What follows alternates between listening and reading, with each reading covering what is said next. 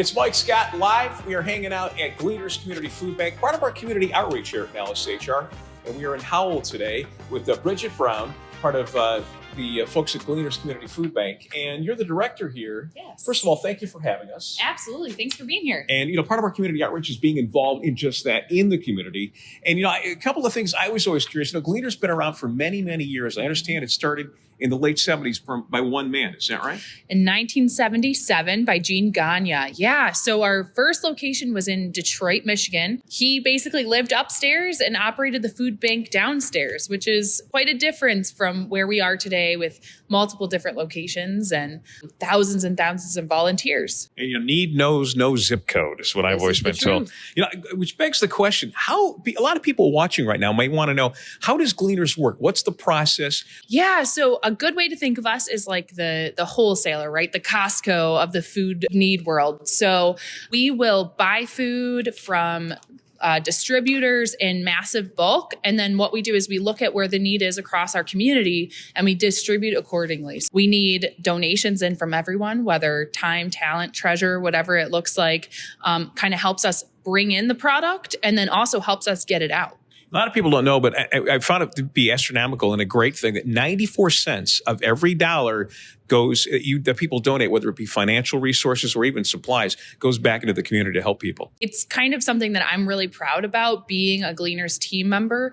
94 cents on the dollar to go to food and food programs. I mean, that contributes to the fresh milk that we have going out, the fresh produce that we put out, the canned goods, making sure that families, when they need it, they can get it relatively quickly. That's a pretty incredible number. We're very proud to have 94 cents on every dollar that's donated go straight to those efforts. And obviously we're 2 years into, or hopefully on the heels of a major pandemic, which begs the question, how has the pandemic affected you? When the pandemic started, just like everybody else, things were changing by the hour and sometimes even in shorter time frames than that. But we really jumped to and started saying to schools, what help do you need in getting your students the food that they need and the families that they're in?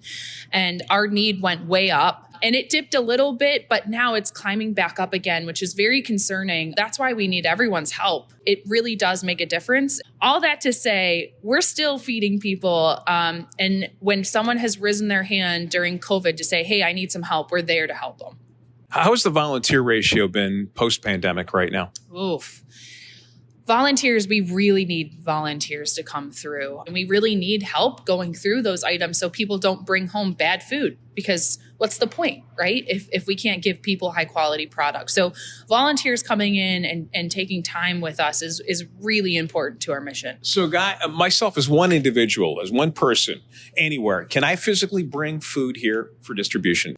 You can bring food here. We'll absolutely accept it. Our hours of operation are on our website. Give us a call. We'll work with you. So as long as you're willing to consider donating, we're here to help you figure it out. And that includes monetary donations as well? 100%. Whatever works for you and your family, we're happy to be the recipient. And one last question from the volunteer standpoint. How does one become a volunteer? How do they get in contact if they'd like to volunteer? The best way to get in touch with us is to go to our website. You can see the different locations on our website of where we're accepting volunteers and how you might participate that day. So by going there, you get a little bit more information easily. Website tells you what availability we have and when we have it, and you can sign up right there. Bridget Brown, thank you so much for having us today. It's been a pleasure, and it's our pleasure to be involved with such a great organization like Gleaners and for many years to come. Thanks so much for being here today. We welcome it.